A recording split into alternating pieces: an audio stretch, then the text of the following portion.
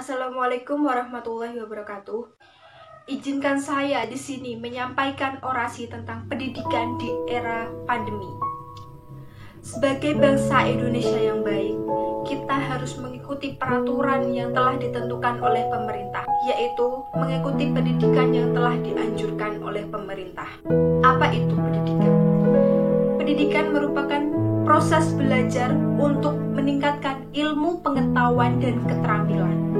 Pendidikan tidak hanya menyalurkan ilmu dari pendidik kepada peserta didik, tapi pendidikan juga bisa meningkatkan dan menciptakan pola pikir manusia agar bisa menjadi cerdas.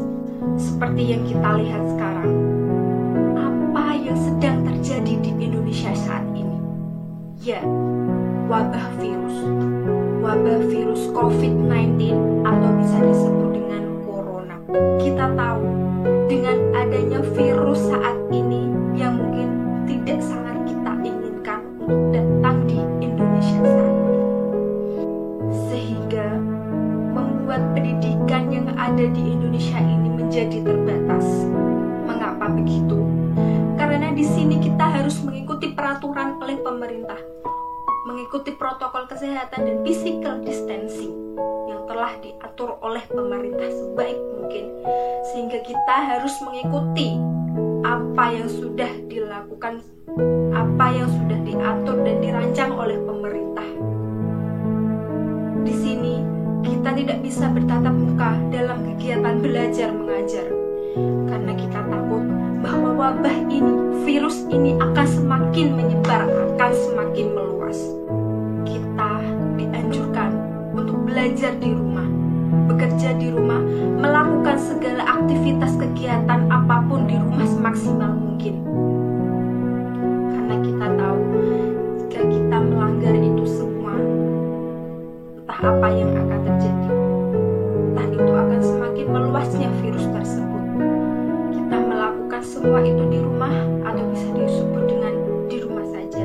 Demi apa? Apa gunanya? Agar korban jiwa tidak semakin meluas, agar korban jiwa tidak semakin bertambah. Sebenarnya kita juga resah menghadapi semua ini. Tapi apa boleh buat? Apa daya kita? Tentunya banyak siswa yang mengeluh. Tidak hanya siswa, bahkan para guru, dosen, terlebih juga orang tua kita. Mereka juga ikut merasakan semua ini, semua yang telah kita rasakan. Tentunya kita juga sangat mengapresiasi kerja keras para guru, kerja keras para dosen di tengah wabah COVID-19 ini. Dan kita juga harus semangat mengejar ilmu. Semua nampak membosankan, tapi kita juga harus berusaha untuk merubah semua ini. Dengan adanya sistem pelajaran online ini, kita harus mengikuti pembelajaran ini dengan disiplin. Meskipun sebenarnya kita juga kesulitan, kita harus mencari sumber pengetahuan sendiri, fasilitas pembelajaran seperti buku, majalah, koran, dan yang lainnya. Belum lagi kita kesulitan mencari koneksi internet yang mungkin berbeda-beda di setiap daerahnya. Adapun alasan mengapa murid lebih menyukai sekolah offline daripada online, di antaranya yaitu mereka lebih suka bertemu dengan teman, sahabat, kerabat, bahkan mungkin doinya. Mereka ingin mendapatkan uang jajan dari orang tuanya.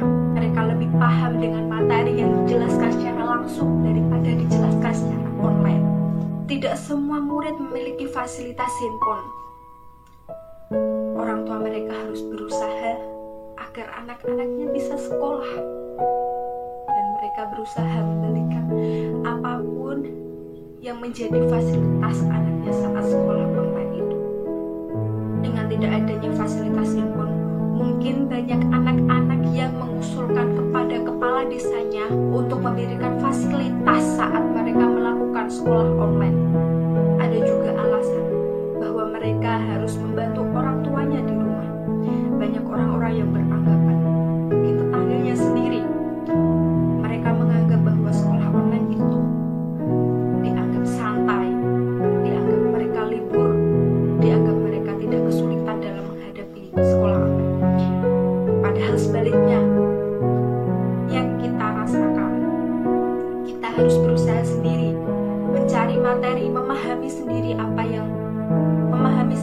materi yang telah diberikan oleh guru atau dosen kepada kita. Kita harus berusaha mencari koneksi internet. Kita harus pergi ke kota.